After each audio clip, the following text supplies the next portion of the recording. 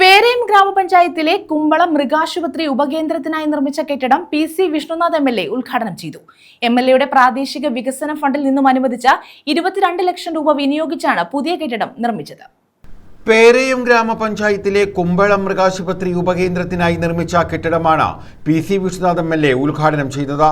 ഗ്രാമപഞ്ചായത്ത് സ്വന്തമായി വാങ്ങിയ സ്ഥലത്ത് പി.സി. വിഷ്ണുനാഥ് എം.എൽ.എയുടെ പ്രാദേശിക വികസന ഫണ്ടിൽ നിന്നും 22 ലക്ഷം രൂപ വിനിയോഗിച്ചാണ് കെട്ടിടം നിർമ്മിച്ചത്. എന്ത് വികസന പരിപാടി നമ്മൾ ഏൽപ്പിച്ചാലും അത് കൃത്യമായി ഫോളോ അപ്പ് ചെയ്ത് അത് നടപ്പിലാക്കുന്ന ഒരു ഭരണസമിതി ശ്രീ അനീഷ് പടപ്പക്കരയുടെ നേതൃത്വത്തിൽ ഈ ഗ്രാമപഞ്ചായത്തിൽ ഉണ്ട് എന്നതുകൊണ്ടാണ് എനിക്ക് ഈ പഞ്ചായത്തിനോട് പ്രത്യേക താല്പര്യമുള്ളത്. നമ്മൾ ഫണ്ട് അനുവദിച്ചിട്ട് മാത്രം കാര്യമില്ല, പല ഫണ്ടും അനുവദിച്ചിട്ട് അത് കൃത്യമായി ഫോളോ അപ്പ് ചെയ്യുകയോ പഞ്ചായത്തിൻ്റെ ഭാഗത്തുനിന്നുണ്ടാകേണ്ട ചില പ്രവർത്തനങ്ങളുണ്ട്, ആ പ്രവർത്തനങ്ങൾ യഥാസമയം നടക്കാതെ പോവുകയോ ചെയ്താൽ ആ പദ്ധതികൾ ഡിലേ ആകും. പദ്ധതികൾ ഡിലേ ആയി കഴിയുമ്പോഴത്തേക്കും എം.എൽ.എയുടെ പെർഫോമൻസിനെയാണ് അത് ബാധിക്കുന്നത്.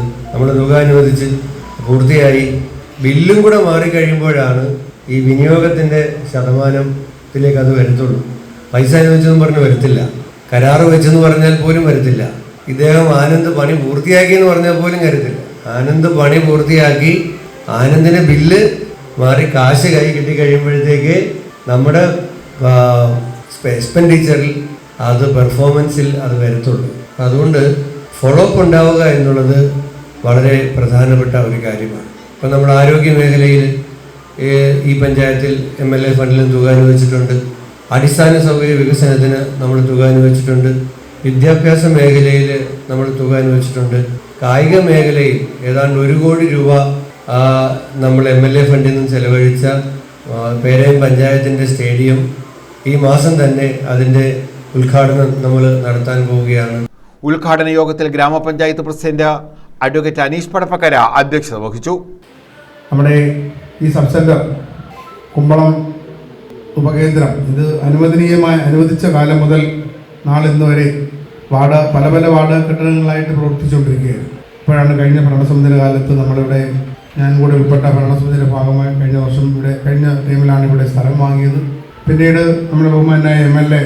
അദ്ദേഹത്തിൻ്റെ പ്രാദേശിക വികസന ഫണ്ടിൽ നിന്നും 22 ലക്ഷം രൂപയാണ് ഈ കെട്ടിട നിർമ്മാണത്തിന് വേണ്ടി അനുവദിച്ച് അതിൻ്റെ പണി പൂർത്തീകരിച്ചത്. Vice president Rachel Johnson, B Stafford, N Shirley, Vinod Pappachan, Ali Shaji, Latha Biju, Y Cherupushpam, B Suresh, J Sunil Jose, PG. Unnikrishnan, doctor Deepa Mary, C Shaji, Mahesh, Latha, Manukumar തുടങ്ങിയവർ പങ്കെടുത്തു. News bureau, Kundara.